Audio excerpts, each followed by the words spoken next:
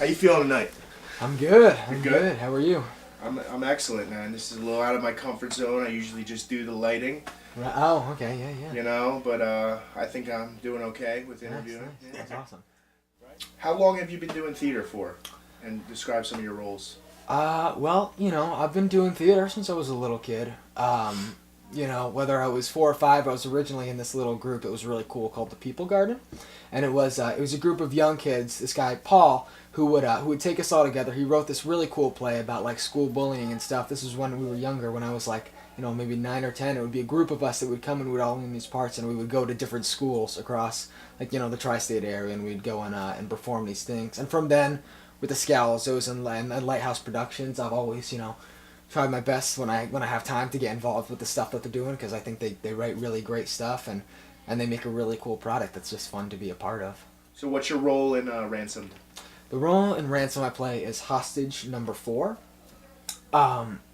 So basically, hostage number 4 is he's a kid who's kind of had it easy a lot of his life. I think he comes from a pretty good family.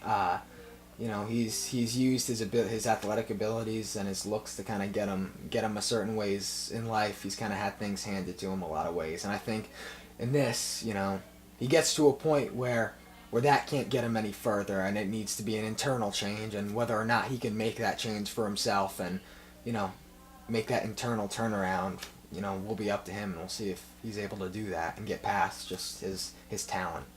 I know you have a love for music. You rock on the guitar, you can play the drums.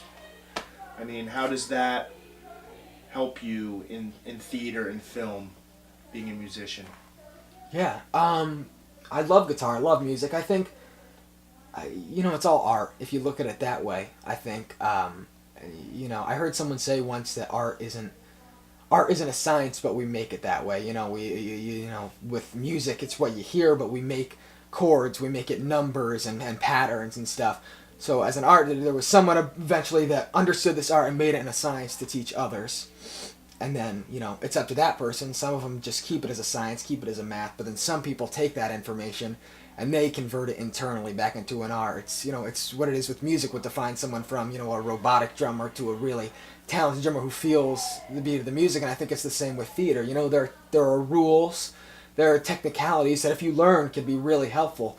But, for me, I love just being able to take these rules and take these techniques and convert it into not just a show with a bunch of rules and a bunch of people doing robotic dances and saying robotic lines, but taking this information, taking these rules and turning it into an art and turning it into a conversation and turning these lines and these characters on pages into real people that we can relate to. So Lighthouse Productions' vision is to spread God's love through theater. I think anybody that's a part of it is just an extension of what Lighthouse Production is trying to do. Like you said, just kind of spread God's love.